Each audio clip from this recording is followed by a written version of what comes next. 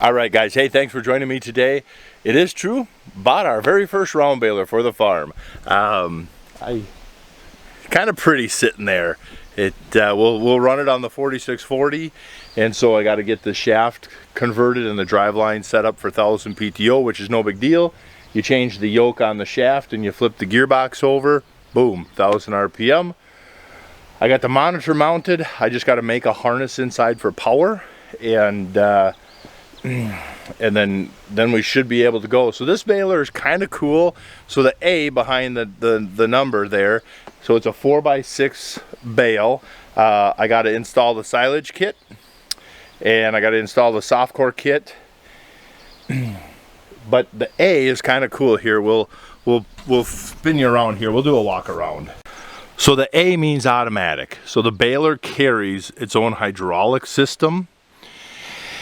So how it operates is on the monitor, it tells you to bale, and then when your bale gets to the size that you set it for, it says stop.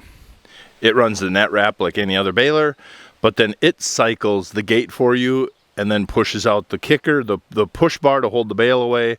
It closes the gate and then sucks the kick bar in, and then it tells you to go on the monitor. So for hydraulics, we only have one outlet that gets plugged into the tractor. The hydraulics of the 46 to cycle the baler would not be an issue. But since balers don't take a whole lot of horsepower, there are tractors out there that don't have very good hydraulics. So it works good. The push bar, they make a ramp kit which gives a tremendously faster cycle time on the gate. I mean, it's like several seconds and you're baling again. But I like the push bar because we don't have big, huge hills. We have a little swale, and if you stop right on that swale to unload, you don't want the bale coming back under your door. And so I thought the push bar would be a nice option to have there. The 1000 PTO, like every other baler, you flip the gearbox over and turn it 90, and now you're set up for 1000 RPM. I'm really impressed how clean the baler is overall. You got 4 chains on this side. We got one down here on the pickup, just a simple chain down there, 2 big chains here, and one behind here for the hydraulic pump. Very greasable. You got 3 zerks for your big bearings up there, and they run some pretty, look at the cast, you know, on these bearing pillow blocks. You know, that's a thick, that's a big heavy pillow block, you know, compared to my finger. That's a big heavy pillow block.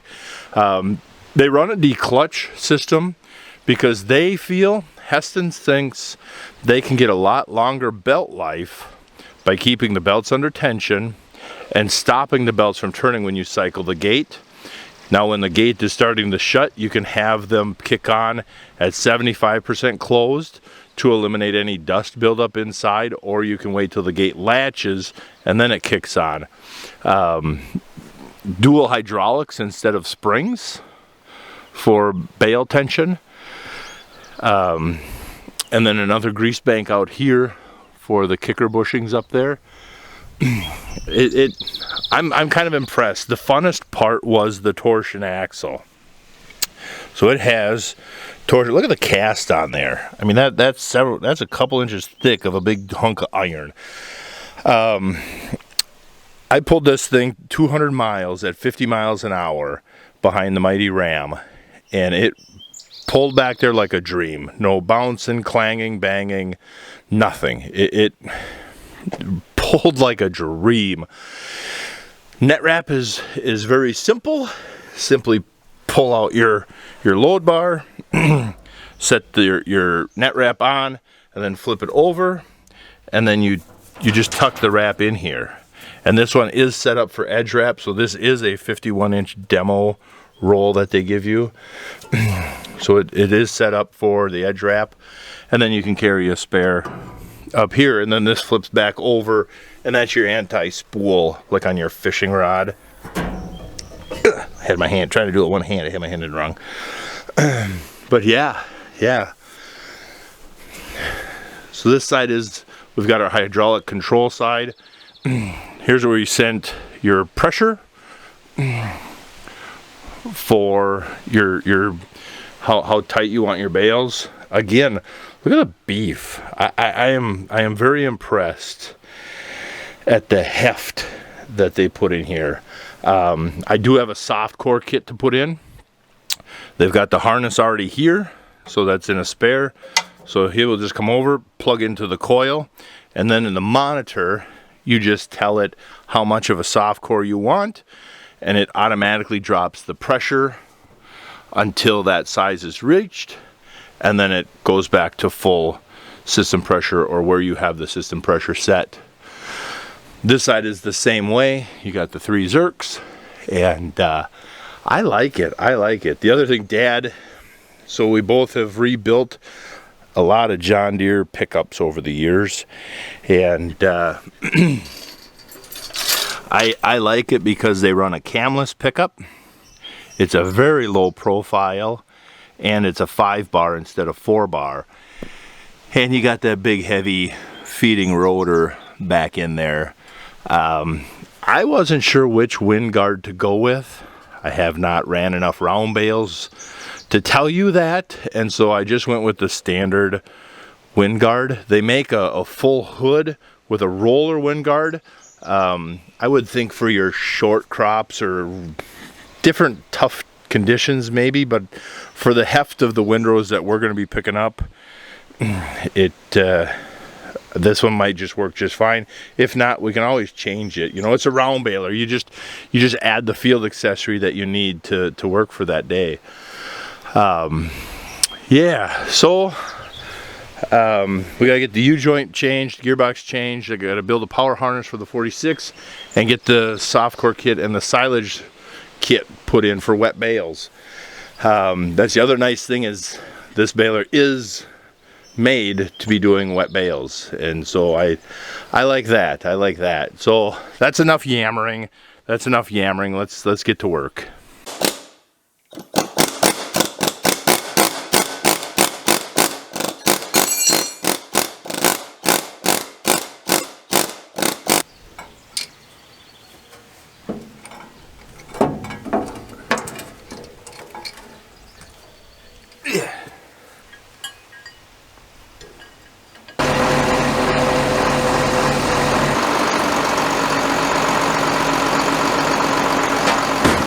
Well, she's alive. The very first time.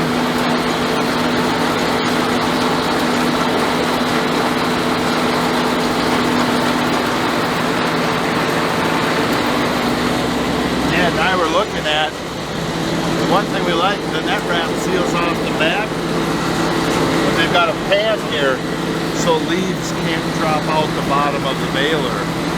Little things, but to me it's important. Yeah. So I gotta get to the concrete, flip my gauge wheels to the outside, and then get their depth set to the tines. And I'll do that on the concrete. And then get my depth stop set up. So I got the float spring, I think, set about where I want. The depth pin is about where I want. I got the wind guard on there.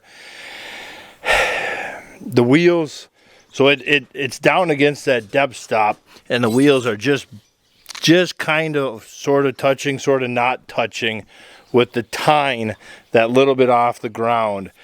And so I think that's about perfect where a guy wants it. You don't want these carrying the weight of the head all day long. That's not what they're designed for. They're just so if you go down a weird dip or something, you know, they keep the pickup from digging in the dirt. But yeah, so I think at this point, tires are aired up, and I think at this point we're just waiting for hay to dry. Well, actually we're just getting going on cutting hay, but yeah. So I got the monitor mounted up. It came with a little ram mount system. And so if you're used to an AGCO Challenger tractor or Massey tractor, this is the console that they use in the older Challenger tractors. Pretty nice. It's just an ISO monitor. I could almost use the Integra if I had it. the monitor here was cheaper than the ISO unlock on the Integra. But it's pretty simple. So on this screen, there's our bale totals. It's telling me to stop, you know, because obviously we're not running, so it's not ready to go. Your bale size, you know, left, middle, right, and then we're auto net wrap and auto cycle. And then the top is our 60-inch. So if I highlight that like that, and I can click on it, and then I can change my bale size to whatever I want, and then just click on it, and we're good to go. I can come in here for bale settings. So near full, a couple inches away, you know, it will be soft core. So I got soft core at 12 inches right now, and you know, we can bring it up to 20, or we can just not use soft core at all.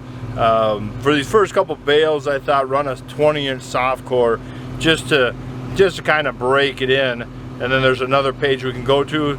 The clutch engagement's going to happen as the gate is closing, not after the gate is closed. And we just change that right there.